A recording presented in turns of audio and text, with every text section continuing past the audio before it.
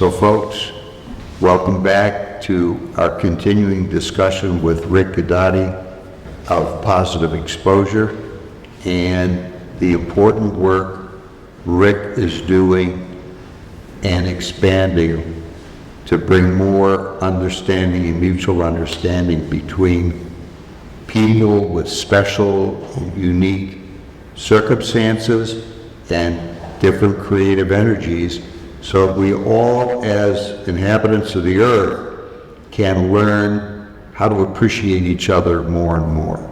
So Rick, tell us what is around the corner, and I know you have a busy travel schedule, and I don't see that ending anytime soon.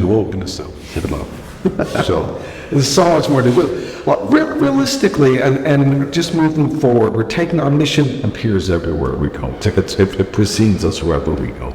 And ideally, we know that there's a lot of science in medicine. That I'm here to prove and to reflect that there's a lot of art and passion in medicine as well. Which leads me to be so excited about exhibiting your work and then bringing the next generation of healthcare providers here to meet you, to see your work, to understand that as a healthcare provider, that's who you are, but that's not all you are. This art comes out of every one of your pores, and it just bleeds into the room, and I can't wait to show that and present that and inspire healthcare providers to understand that passion is embraceable.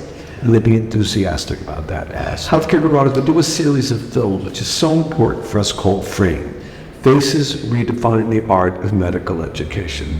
We just put a grant in right now called the Gallery for Change to create, and it looks like we're moving to the next level in that grant, so it looks like we're getting closer to getting it. But the grant really is to provide opportunities for our artists with disabilities or other artists that are at risk of stigma and exclusion to impact the next generation of healthcare providers in training through their art. That's the next big thing. We just finished a whole beautiful series on the lack of representation in medical training. For example, the lack of representation of black and brown skin in dermatology training. We're looking at the crossroads of autism and cultural diversity and ethnic and racial diversity. Up at the crossroads of disability and aging, at the crossroads of cultural diversity, ethnic and racial diversity as well. Finishing a series right now on food insecurity and the impact food insecurity might have on maternal and prenatal health care, the impact it will have on adolescent and teenage health care, the impact it will have on adult and older adult health care, and how, as healthcare providers in training, we can better screen for its food insecurity in the clinical environment. What does it look like? And how do we have to know how we also must somehow challenge our own biases and our own assumptions around food insecurity? can we clone you? So now just get on board. We got a lot to do. We can do this together. We are in this gallery specifically because I know, and we talked about this earlier, that we're all talented, we're passionate, we're artistic, and we've got all these dreams and passions, but we're limited by our own imaginations. Right. But together, which is why we open the doors of this gallery, we can do anything. Oh, that's beautiful. It's amazing energy. I'm in. Okay. And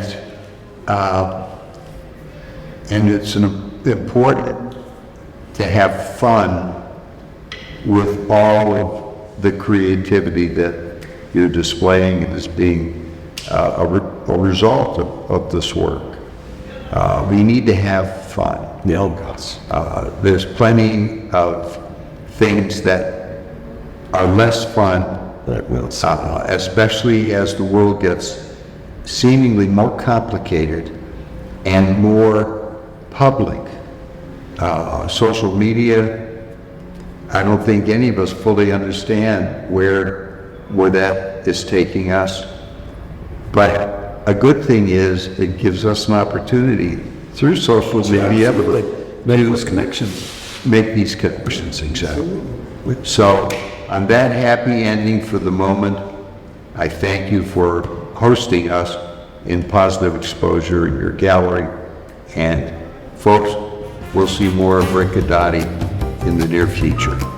Thank you. God bless. Nick.